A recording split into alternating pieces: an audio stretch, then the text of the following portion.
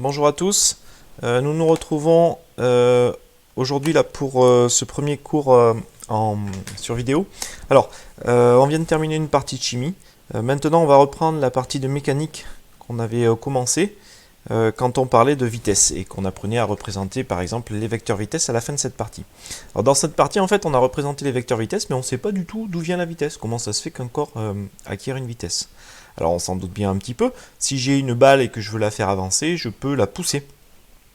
Si je la pousse, on dit que j'exerce une action sur la balle. Et même si je la pousse, on dira que cette action, c'est une action de contact, parce que je touche la balle. Donc on va s'intéresser un petit peu à ces actions et voir dans ce chapitre comment on peut les représenter. Ce chapitre se déroulera en deux temps. Tout d'abord avec un premier modèle qu'on appelle, et que vous connaissez peut-être du collège, le diagramme objet-action. Et ensuite un deuxième modèle, ça sera le modèle des forces qu'on verra ensuite. Donc sur cette première partie, d'abord, il faut définir ce qu'est le système. Le système, c'est ce qu'on étudie. Ça peut être une balle dans l'exemple que j'ai pris tout à l'heure, une voiture, une personne, etc. Ce qui nous intéresse donc ici, c'est d'étudier les actions mécaniques sur le système. Donc il est très important de bien savoir ce qu'est le système, et c'est une question qu'il faudra vous poser à chaque fois. Quel est le système que j'étudie? Je me centre dessus. Alors, dans cette première partie, on va déjà représenter le système par la situation par un diagramme qu'on appelle le diagramme objet-action ou le diagramme interaction-objet. Je pense que certains d'entre vous ont rencontré ces noms au collège. Il est pas mal utilisé au collège. Alors donc le principe est le suivant. On va d'abord représenter le système et les objets qui agissent sur le système. Le système, on va le représenter par une ellipse et puis on mettra le nom du système à l'intérieur. Les objets, eux, on va les représenter par des rectangles. Et on mettra le nom des objets à l'intérieur des rectangles. Ensuite, il y a des actions entre les objets et le système. Quand l'action sera dite de contact, c'est-à-dire qu'il y a un contact entre l'objet qui fait l'action et le système, alors dans ce cas-là, on fera une flèche en trait plein. Et si l'action n'est pas de contact, on dira qu'elle est à distance. Dans ce cas-là, on fait une flèche en trait pointillé. Alors, un exemple ça peut vous paraître un peu bizarre, cette histoire d'action à distance, mais par exemple, là, actuellement, je suis assis et je suis attiré par le centre de la Terre. Ce que, au collège, vous avez peut-être mis sous le nom de gravité, attraction terrestre, etc. Je suis donc attiré par le centre de la Terre, mais je ne suis pas en contact avec le centre de la Terre. Cette action est donc une action à distance. Je la représenterai par une flèche en trait pointillé sur les diagrammes objet-action. Alors, l'allure, voilà, ça va ressembler à quelque chose comme ça. Une ellipse, donc c'est, vous savez, un cercle un peu aplati, un ballon de rugby, là, avec dedans écrit le nom du système, puis les objets qui sont en interaction. Et là, vous voyez que j'ai représenté une action de contact, et ici, une action à distance. Alors, faisons tout de suite une application. Le système étudié est le parachutiste plus le parachute, donc tout ensemble. Vous mettez la vidéo en pause et vous cherchez ce qu'est le diagramme objet-action dans cette situation. Vous devez donc chercher quels sont les objets qui interagissent avec le système. Est-ce que les actions sont de contact ou à distance? Alors je vous laisse faire, vous mettez en pause et puis on se retrouve du coup quand vous aurez terminé. Alors sur cette situation-là, qu'est-ce qu'on peut dire? Eh bien, mon système est le parachutiste plus le parachute. Le système est attiré par le centre de la Terre, puisque le parachutiste et le parachute, il tombe. Hein. Mais d'autre part, et ça on l'avait vu quand on avait commencé là, cette partie de mécanique sur la vitesse, au moment de l'ouverture du parachute, le parachutiste le système donc, perd beaucoup de vitesse. Il est donc freiné. Freiné par quoi? Freiné par l'air. Au final, pour moi, on a deux objets, un système, donc le système parachutiste plus parachute. En interaction avec le centre de la Terre, c'est une action à distance, ce qui explique que le parachutiste et le parachute tombent. Mais en interaction aussi avec l'air, qui s'engouffre dans le parachute et qui retient le parachute. Vous savez, la vitesse passe de 180 km/h à 30 km/h, si vous vous rappelez la vidéo de Fred et Jamy qu'on avait vue à cette occasion-là. L'action entre l'air qui retient le parachute et le système, donc ici le parachute, c'est une action de contact, puisqu'il y a bien contact entre les particules d'air et le parachute. Alors pour la suite, je vous propose trois situations. un joueur de tennis, ici c'est Nadal au service, on s'intéresse à la balle. Le système, c'est la balle. Deuxième situation, une raquette qui tape dans la balle. Elle tape dans la balle de la gauche vers la droite. Et là, la balle est en contact avec la raquette au moment où ça tape. Troisième situation, la balle est au sol et elle est immobile. Le système auquel on s'intéresse, c'est la balle. Vous mettez la vidéo en pause et vous essayez de représenter les 3 diagrammes objet-action dans ces 3 situations. On se retrouve juste après pour en discuter. Bien, alors je pense que vous avez cherché vos diagrammes objet-action pour les 3 situations. Alors voilà la correction que je vous propose et je vais en plus faire quelques remarques sur les conceptions que vous avez pu avoir lors de votre réalisation du DO1. Alors dans la première situation, la balle est en l'air, elle est en mouvement en l'air. Alors la première chose qu'il faut se dire, c'est est-ce qu'elle est en interaction avec la main du joueur? Eh bien non, pas du tout, puisque si Nadal ici tourne sa main, la place dans son dos, ça ne changera pas du tout le mouvement de la balle.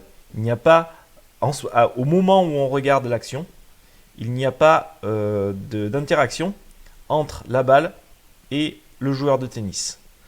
Au moment où il lâche la balle, ben, il la pousse vers le haut. Là, il y a une interaction, effectivement. Mais à l'instant où on regarde la situation, il n'y a plus d'interaction entre la balle et Nadal. C'est fini. Alors, avec quoi la balle est en interaction? Eh bien, la balle est en interaction avec le centre de la Terre, puisqu'à un moment, elle va retomber. Elle est donc attirée par le centre de la Terre. C'est ce que j'ai représenté ici, par une flèche donc en pointillé, puisque c'est une action à distance comme tout à l'heure. Alors, et pour moi, c'est tout. J'ai pas mis d'autres actions et d'autres objets en interaction avec le système.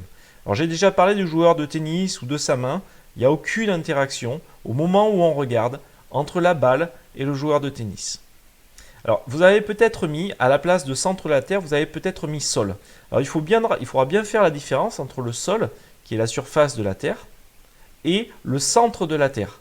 On peut être en interaction avec le centre de la Terre, comme ici la balle, sans être du tout en interaction avec le sol. La balle ici n'a aucune interaction avec le sol. Par contre, elle en a une avec le centre de la Terre, ce qui explique qu'elle retombe.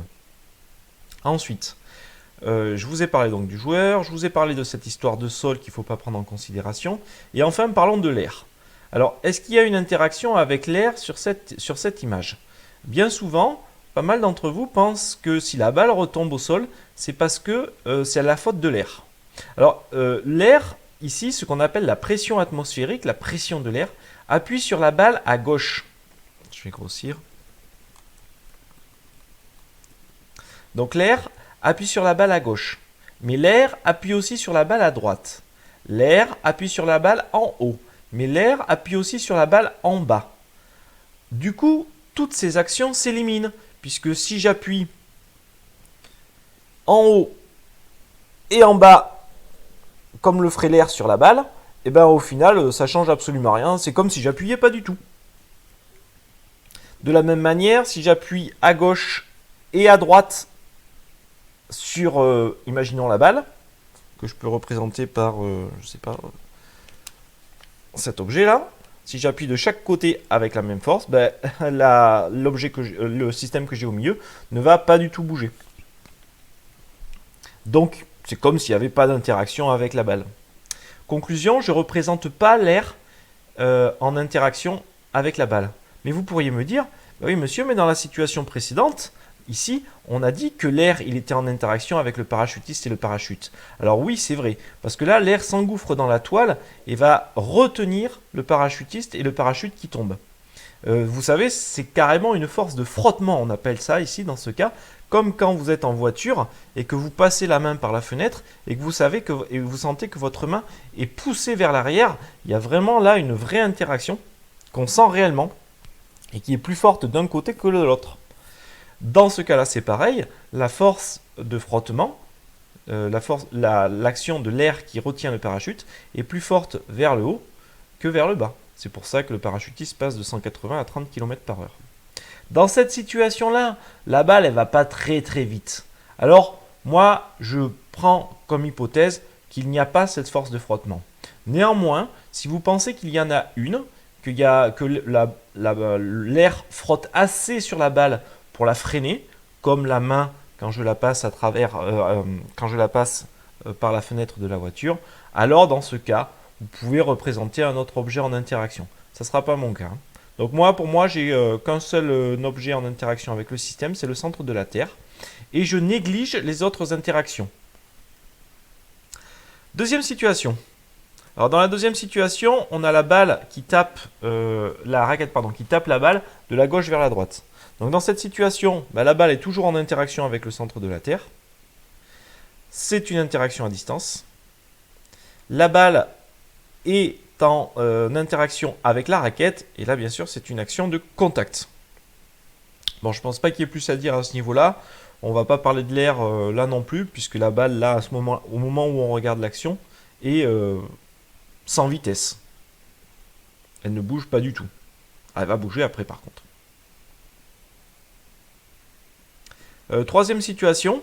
Alors, cette situation est un petit peu, pas plus délicate, mais elle vous oblige à bien faire la distinction entre le sol et le centre de la Terre, qui ne sont pas les mêmes objets. La balle est attirée par le centre de la Terre. C'est une action à distance. Mais s'il n'y avait que cette action-là, donc imaginez qu'il n'y ait pas le sol ici, dans ce cas-là, la balle, elle traverserait le sol et puis elle irait jusqu'au centre de la Terre. Comment ça se fait que la balle n'arrive pas jusqu'au centre de la Terre? C'est parce qu'elle est retenue. Et par quoi elle est retenue? Par le sol. Donc le sol exerce une action sur la balle. Une action qui cette fois-ci est de contact. Et on constate que la balle elle reste immobile. Alors peut-être que ça veut dire que ces deux actions, celle-ci et celle-ci, s'annulent. On verra ça un petit peu plus tard.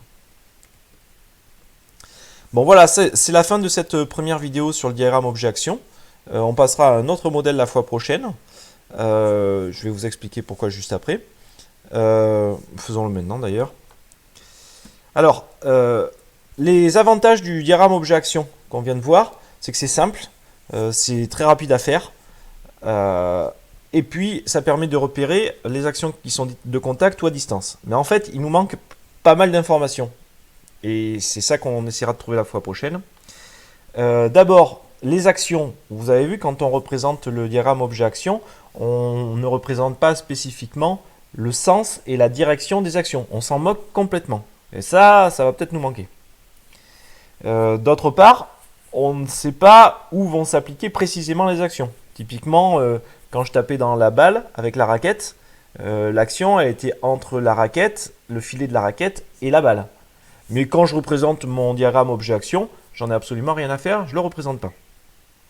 De plus, on ne sait pas si les actions elles sont importantes ou pas importantes, si elles ont une grosse intensité ou une faible intensité. Ça c'est pareil, on ne le sait pas.